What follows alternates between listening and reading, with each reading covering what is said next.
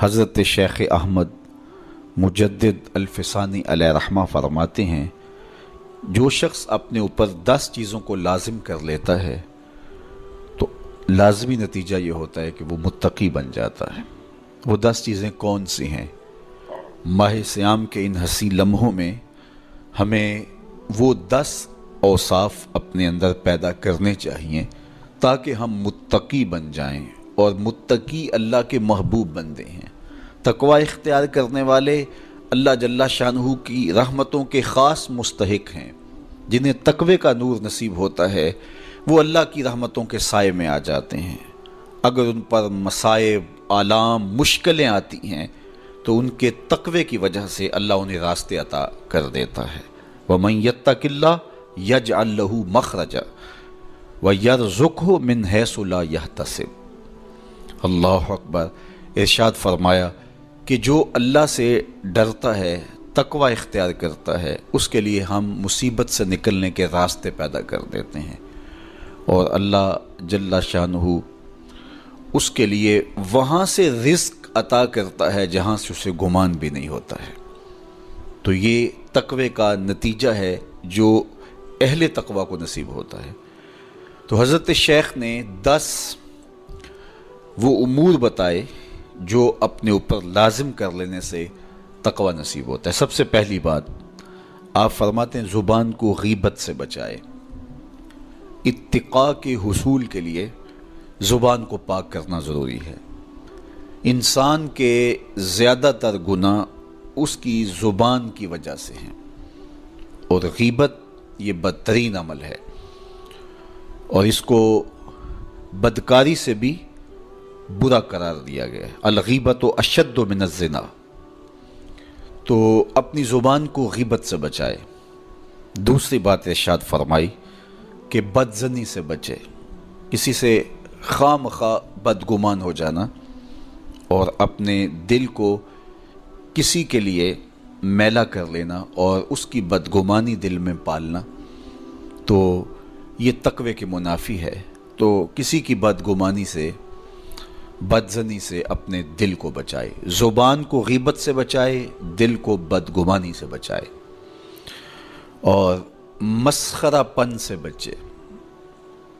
بات بات پہ ٹھٹھے مار کے ہنسنا اور اس طرح کی زندگی بسر کرنا۔ اور آج کل تو جب بھی دوست احباب اکٹھے بیٹھتے ہیں تو سنجیدہ اور متین باتیں کم ہوتی ہیں، زیادہ وقت لطیفوں میں ہی کٹ جاتا ہے۔ انسان کو خوش مزاج ہونا چاہیے، اس کی طبع میں شگفتگی ہونی چاہیے، لیکن شگفتگی، خوش مزاجی اور مسخرہ پن میں فرق ہے، اس کو سمجھنا چاہیے۔ سنجیدہ اور متین زندگی یہ مومن کی زینت ہے، انسانیت کا حسن ہے۔ اس لیے تقوی کے حصول میں مانع ہے مسخرہ پن۔ اگر کوئی شخص متقی بننا چاہتا ہے تو اس کو سنجیدہ اور متین بننا ہوگا۔ طبیعت کی خوش مزاجی یہ معنی نہیں ہے، لیکن مسخرہ پن اور چیز ہے، اس سے روک دیا گیا۔ چوتھی چیز حضرت شیخ احمد فرماتے ہیں کہ اپنی آنکھ کو حرام سے بچائے۔ اپنی آنکھ کی حفاظت کرنے سے تقوی حاصل ہوتا ہے۔ جب آنکھ خراب ہوتی ہے تو دل خراب ہوتا ہے، جب دل خراب ہوتا ہے تو پھر پورا بدن خراب ہو جاتا ہے۔ اس لیے وہ دروازہ جو کھلا ہے اور اس سے بدی شر اندر اتر رہی ہے، اور پھر اس سے آپ کا سارا نظم ہستی برباد ہو رہا ہے، تو اس دروازے کو بند کریں۔ تو اپنی آنکھ کو حرام سے بند کریں۔ پانچویں چیز ارشاد فرمائی، ہمیشہ سچ بولے۔ جھوٹا شخص کبھی متقی نہیں ہو سکتا۔ اتقاء کے حصول کے لیے اپنے آپ کو سچ کا خوگر بنانا ہوگا۔ سچ کے بغیر کبھی نہ بولیں۔ جھوٹ بولنے والے کی زبان سے شر پھیلتا ہے، اور جب کوئی شخص جھوٹ بولتا ہے تو حدیث پاک میں آتا ہے اس سے بدبو نکلتی ہے، جس کو عام لوگ تو نہیں سونگھ پاتے، لیکن اللہ کے فرشتے 1 میل دور پیچھے ہٹ جاتے ہیں۔ تو مومن سچا ہوتا ہے، مومن جھوٹا نہیں ہوتا، اور تقوی کے اصول کے لیے سچ شرط ہے۔ چھٹی چیز ارشاد فرمائی، ہر حال میں اللہ کا احسان مانے۔ جب کوئی بھی انسان پر بہتری آئے تو اس وقت یہ کہے کہ یہ میرے رب کا احسان ہے کہ مجھے یہ حاصل ہوا ہے۔ بہت سارے لوگ اپنی محنت کا نتیجہ قرار دیتے ہیں کہ یہ میں نے کیا تو اس کے نتیجے میں یہ ملا۔ بسا اوقات آپ کتنا سیدھا کام کر رہے ہوتے ہیں، کتنی محنت کر رہے ہوتے ہیں، لیکن نتیجہ اس کے برعکس آ رہا ہوتا ہے۔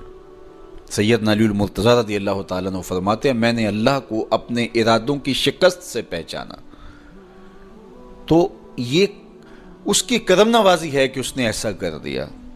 صحت میرا کمال نہیں، یہ اللہ کی عطا ہے۔ علم میرا کمال نہیں، یہ اللہ کی عطا ہے۔ لہجوں کی خوبصورتی یہ اس کی عطا سے ممکن ہے۔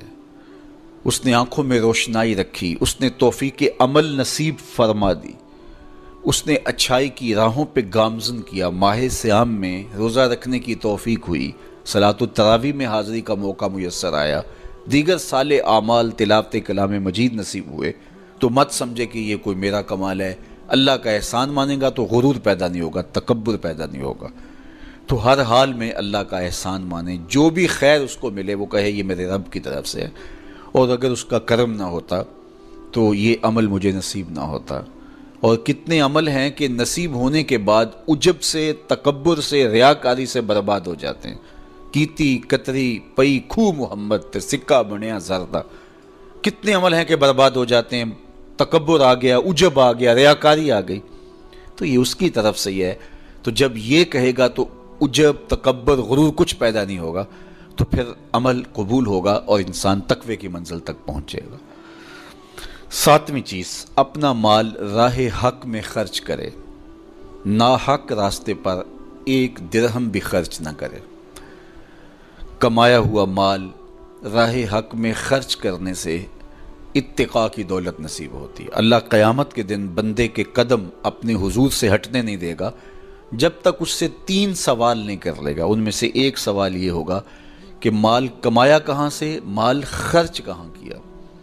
جس طرح مال حلال کمانا ضروری ہے، مال کو جائز جگہوں پہ خرچ کرنا بھی ضروری ہے، حق کے راستے پہ خرچ کرنا بھی ضروری ہے۔ اس لیے یہ اپنی طبع کے اندر لازم کر لے کہ کبھی بھی اس کا مال کسی ناجائز اور فضول کام میں خرچ نہ ہو، راہ حق میں اس کا مال لگے۔ 8ویں چیز، نفس کے لیے کبھی بڑائی بلندی نہ چاہے، اس سے طبیعت میں سرکشی آئے گی اور تقوی کے راستے میں یہ عمل مانے ہے۔ اور نمازوں کی حفاظت کرے۔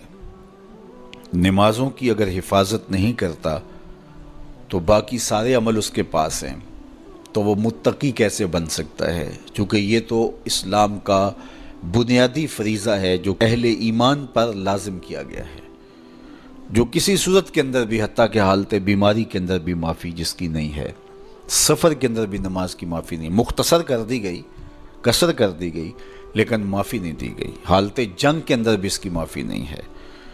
تو نمازوں کی محافظت کرے۔ اور 10ویں چیز، حضرت شیخ فرماتے ہیں عقیدوں کی صحت کا خیال رکھے، اپنے عقیدے، اپنے نظریات خوبصورت رکھے۔